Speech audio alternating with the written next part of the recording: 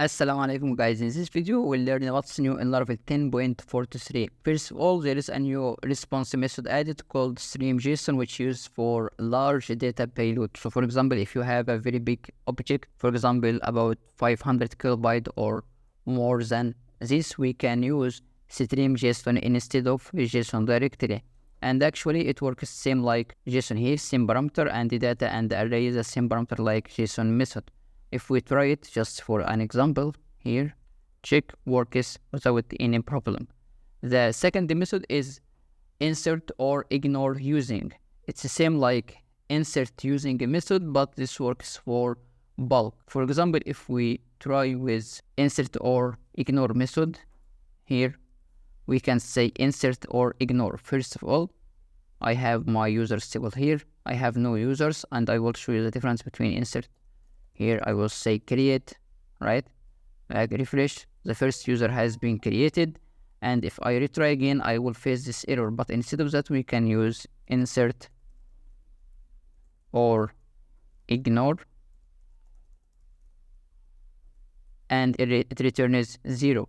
Why? Because here the row is already added. Whatever I refresh, it will ignore the error. And here's the insert or ignore using. We can pass a query or a subquery as a second parameter, as we can see here. The third method has index method used for schema. For example, in our users table here, we have this index name on column email.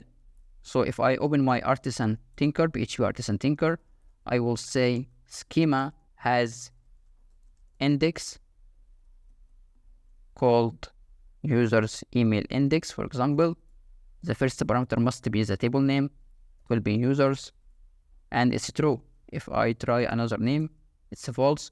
We can also use the array method for columns name. So I would check if there is any indexes for email columns inside users table, it returns true also, right? So the difference here, if you use array, you can pass the column name. If you use a string, you can pass the index name here. We can also pass multiple parameters here. Let's check. As we can see, text table name and indexes, array or string, and the index type. And also there is some other methods like get table listing. Let's check it. I think it returns the column's name, works here, the table's name actually, and also get all listings in a table. We can use this get index listing method. Here on users, we have primary, we have users email unique. Back in the check, we have primary here for ID and users email unique. The next feature is using the class name for global scope directly instead of using the object. For example, if we back here in previous versions, for example in user, I want to add a global scope. So I will say static here, and add global scope. In the previous versions, we were using new and the global scope class name. For example, global scope here. But now, instead of calling the class or the object, we can say directly here global scope and using the class name. Also, we can add multiples as an array here using global scopes here, global scopes, and as array,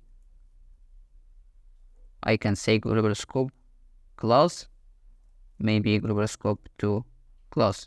So briefly, we can use the class name instead of object. The last thing, and actually it's very amazing, which is storage unlink.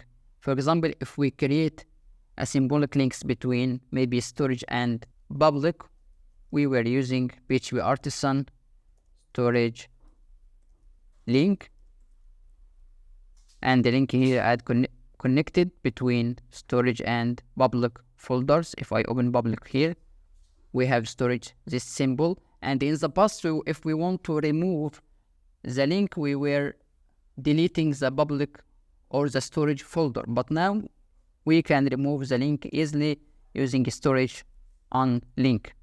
Back and check, the link has been removed, and also the storage folder has been removed automatically. So here's quickly what's new in Laravel 10.43. If you found it useful, support me by clicking on like, share, and subscribe. See you next videos.